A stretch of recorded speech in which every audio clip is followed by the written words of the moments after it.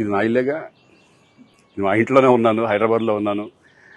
So నేను విన్నాను పొద్దున్నుంచి, నాకు ఫోన్లు రావడం జరిగింది. నేను కూడా వీడియో క్లిప్ చూశాను. మన మీడియా మిత్రులు చాలామంది నన్ను అడిగి క్లారిఫై చేసుకున్నారు. వాళ్ళ దాంట్లో రాలేదు నాకు తెలిసి. చాలా ఇట్లా శ్రీకాంత్ ఇలా బెంగళూరులో రేవ్ పార్టీకి వెళ్ళాడు, హేమ వెళ్ళింది, ఈ టైప్లో ఏవో వచ్చినాయి. నిజంగా నాకు నవ్వు వచ్చింది. ఇంట్లో వాళ్ళందరూ నవ్వుకున్నాం.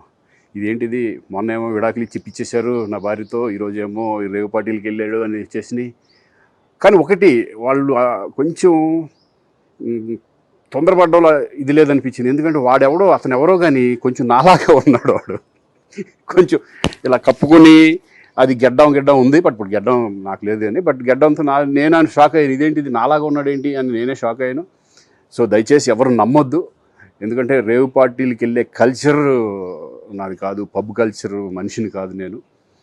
ఒక్కోసారి బర్త్డే పార్టీలకు వెళ్తాము, ఒకవేళ తెలియకుండా ఏదైనా వెళ్ళినా ఒక హాఫ్ అన్ అవర్ నుండి వచ్చేస్తాను తప్పితే అటువంటి ఏమీ లేదు. రేవ్ పార్టీ ఎలా ఉంటుందో కూడా నాకు తెలియదు. సో దయచేసి ఎవ్వరూ ఈ విషయాన్ని నమ్మొద్దు.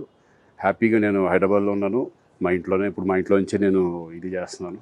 సో దయచేసి మీడియా మిత్రులందరికీ కూడా నేను చెప్పేది ఏంటంటే, ఏ విషయం కరెక్ట్గా తెలుసుకోకుండా మీరు కూడా థంబ్నైల్స్ పెట్టేసేసి నా బొమ్మ వేసేసి రేవ్ పార్టీలో పట్టుబడ్డ శ్రీకాంత్ ఈ టైప్లో వేస్తున్నారు. కాబట్టి దయచేసి ఎవరు నమ్మొద్దు. అది అతను అలాగా ఉన్నాడు అనే ఒక విషయంలో మీరు పొరపాటు పడి ఉంటారని నేను అనుకుంటున్నాను.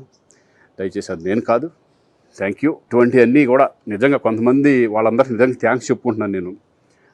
కొంతమంది మీడియా మిత్రులు నాకు డైరెక్ట్గా తెలుసు కాబట్టి, వాళ్ళ ఫ్రెండ్స్ లాగా నన్ను ఇచ్చేస్తారు కాబట్టి, వాళ్ళందరూ నన్ను డైరెక్ట్గా అడగడం, నేను చూసి ఇద్దరు నవ్వుకోవడం, వాళ్ళు వాళ్ళ దాంట్లో వేయకుండా చూశారు కొంతమంది.